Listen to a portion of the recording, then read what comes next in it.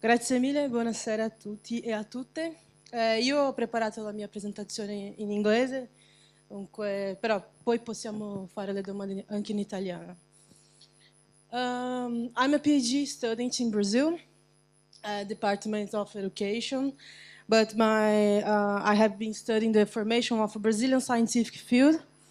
Now I've been interested in the role of the first professor of that department of physics, Gleb Wataghin. I want to understand the formation of that scientific field in a social historical approach. And it's important to say that in his Brazilian trajectory, Wataghin was known for his capacity to build relationships with scientists from different parts of the world. But my focus today is to talk about his role in a cooperation network of scientists in times of hostility, specifically fascist and Second World War times. So that's Wataghin. And his history finds the Brazilian history of science and higher education in 1934, when the Brazilian engineer Teodoro Ramos, one of the founders of the University of São Paulo, that was founded in January 1934, traveled to Europe to hire professors to the Faculty of Philosophy, Sciences and Letters, where a new scientific field was aimed to be created. Wataghin was born in Russia, and he moved to Italy in 1919 with his family to escape from Russian Civil War. A few time after, he started his mathematics and physics studies in Italy and became a professor at the University of Turin. When Ramos invited him to go to Brazil, he had just received his Italian passport. And it's important to say that Wataghin was afraid of being distant from the European scientific field, but the fascist regime and the good salary offered by the Brazilian university were determinants for him to choose Brazil. In Italy, Wataghin used to work on theoretical physics, specifically quantum theory, but in Brazil, up to 1937, he was the only professor at the Department of Physics. So he started also an experimental group on cosmic rays. The Brazilian geographical position was good to this kind of research, and it was not necessary to have a big budget to do it. I'll just say, in this paper, I discuss Wataghin's participation in a network of cooperation between European mathematicians and physicists at those hostile times. I want to understand the persons, institutions, countries, and tactics which were part of Wataghin's network. The documents I will mention here today are present in the historical collection of nowadays Institute of Physics at the University of São Paulo, and we can find them online. I forgot to get the address, but after, if you would like to have it, I can do it. So, after the 1938 Italian racial laws, the Italians who were not considered Aryans suffered social exclusion. They lost their civil rights, professional positions, and also endured several economic problems. In the interwar period, Rome's and Chatter's groups of physics achieved important results in their research areas, both with a massive participation of Jewish physicists. For this reason, those laws led to the dismantlement of these two important groups.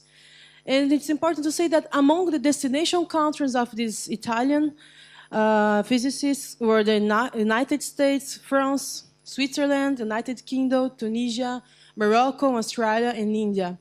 And also in Latin America, they went to Brazil, Argentina, Venezuela, Uruguay, Peru, Bolivia, Ecuador, and Mexico.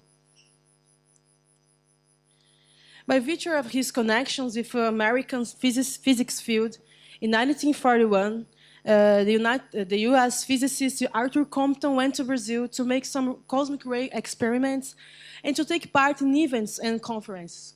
Despite the scientific interest, Compton's travel to Brazil was part of the U.S. Good Neighbor policy for Latin America, which sought support in Latin America in the Second World War. Wataghin was also interested in keeping in touch with Compton, a Nobel Prize winner in physics and the editor of Physical Review at the time.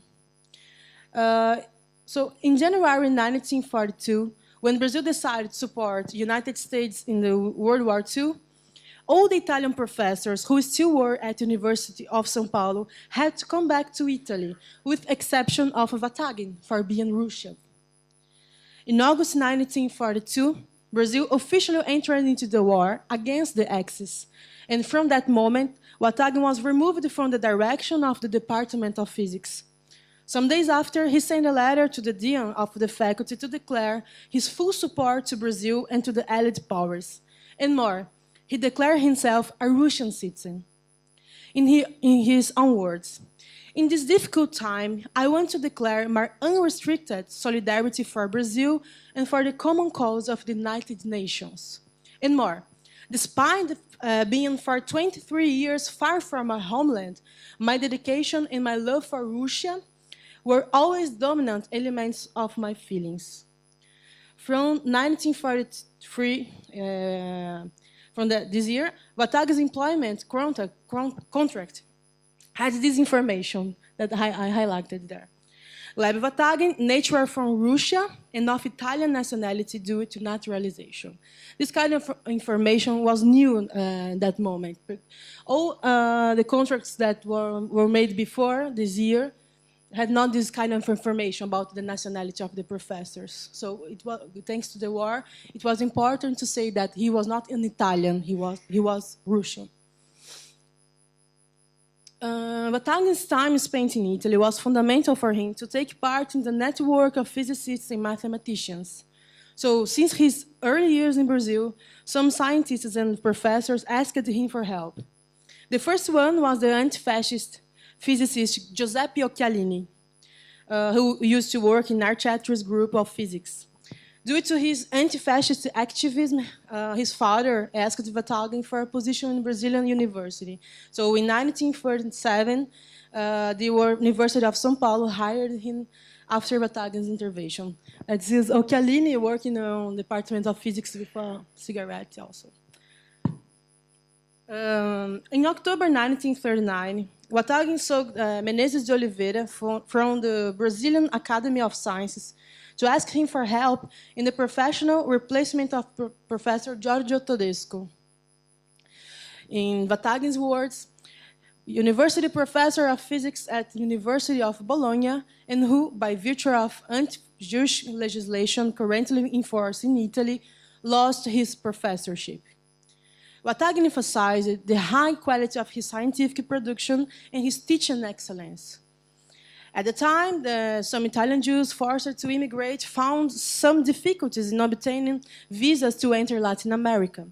So in order to facilitate Todesco's entrance in Brazil, Wataghin asked Menezes de Oliveira to help him to obtain a tourist visa from Brazilian authorities, so he could find a position not only in university, but also in industry or education. As we can see, Wataghin's contacts in Brazilian Academy of Science in Rio de Janeiro were decisive for the cooperation of scientists in times of political hostility. In the same year, Wataghin also sent to them the manuscript of Sergio Sonino, in Wataghin's words, who, for racial reasons, had to leave recently his country. The work was presented by Professor Tullio Levi-Civita to be published in Rendiconto dell'Accademia, but because of the events, he could not be accepted by the Accademia. In the same year, Sonino came to Brazil not only for Wataghin's help, but also for his friendship with Brazilian consul in Livorno.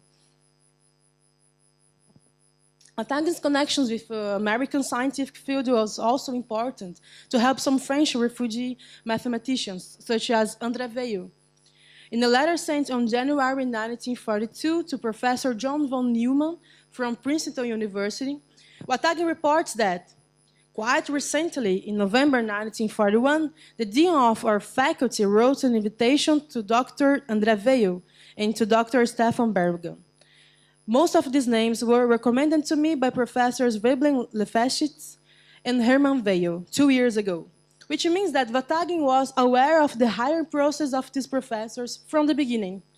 His participation in Weil's hiring can be understood both as part of his actions in favor of the war refugee scientists, since Weil was already in the United States as a French mathematician refugee, and from the perspective of the contacts between Brazil and the United States, given the character of the governmental action involved in these negotiations. Another example of a mathematician helped by Wataghin is the Portuguese António Monteiro. For being a convincing opponent of the Portuguese Estado Novo, Monteiro suffered several retaliations and faced significant financial difficulties.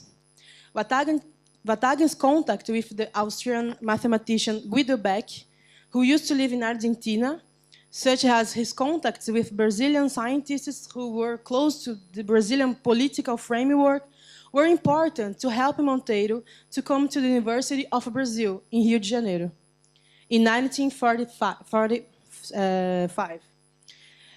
In the historical collection of the Institute of Physics, we have some letters from Monteiro to Wataghin that show how he was afraid of his situation in Portugal.